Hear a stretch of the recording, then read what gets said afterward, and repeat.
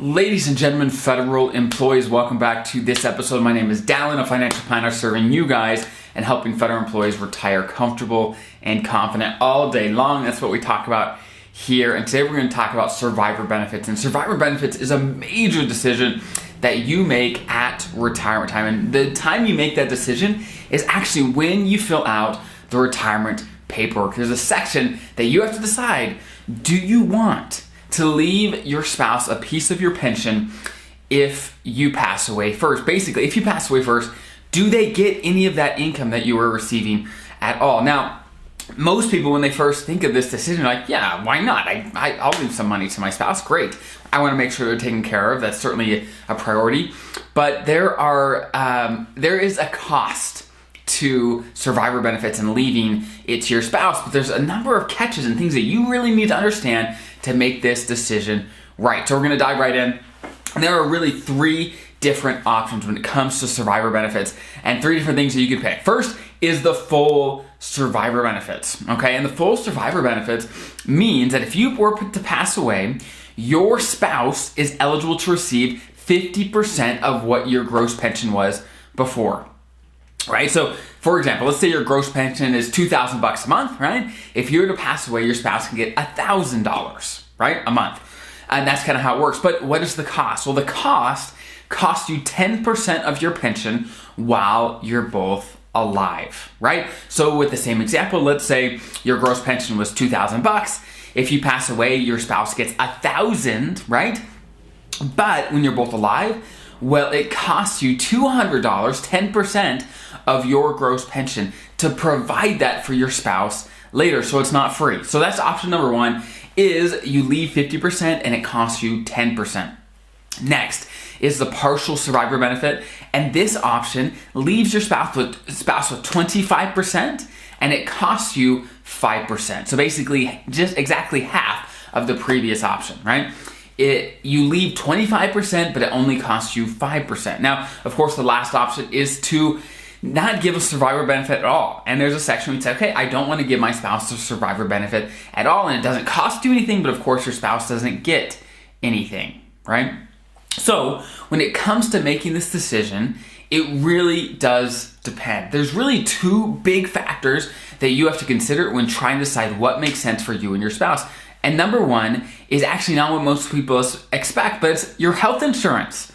And one nuance of the FERS retirement system is that if you do not put your spouse or do not give them a survivor benefit, what happens if you were to pass away, they can no longer stay on your FEHB or your health insurance through your federal job, right? And often when one spouse passes away, when they're older, that is exactly when they need great insurance. And so you want to make sure they have at least the option to stay on your health insurance later in retirement as well. So that's crucial.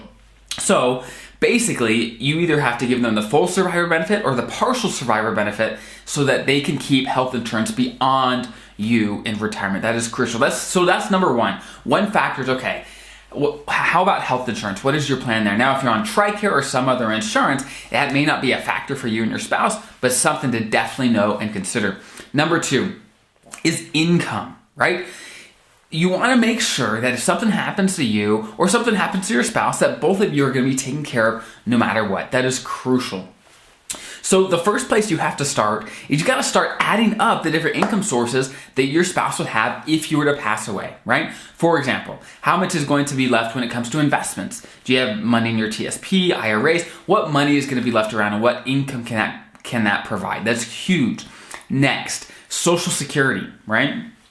What Social Security income are they going to have, right? What do they have a pension of their own? What income and things are they going to have? Is the mortgage going to be paid off by then? All these different factors you kind of have to think through to say, okay, what does my spouse need if I was to pass away? And from that, you can kind of work your way back to figure out, okay, how much of my pension do they need, right? So, for example, if a federal employee couple only needs, let's say, the health insurance, where the non-federal employee spouse just needs the health insurance, but they have plenty of income where the income isn't the issue, then maybe they're just going to pick the partial survivor benefit so that they don't have to pay more than they need to, but they do, of course, ensure that both spouses can keep on the health insurance for the rest of their life, right? So the only time, I repeat, the only time that you probably want to not give your spouse a survivor benefit is when they have great health insurance guaranteed for the rest of their life that's not tied to you, right?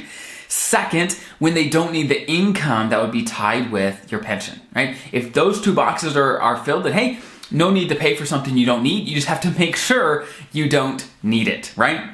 And when it comes to actually filling out the paperwork to make this stuff happen, if you elect anything other than the full survivor benefit, you actually have to get notarized spousal consent saying, hey, I understand that we are deciding to give me not the full survivor benefit. That's what your spouse has to sign off on and get it notarized. So you at least have to have the conversation if you want to go down that route, right?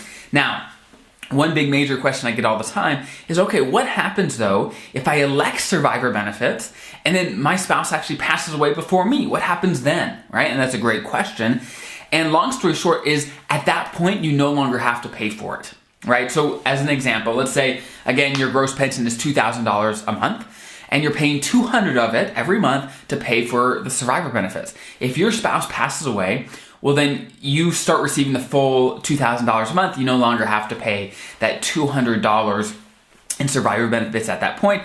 But of course, there might have been many years where you were paying that into the system. Well, you don't get any of that back, right? You don't get any of it back if your spouse passes away, but it does.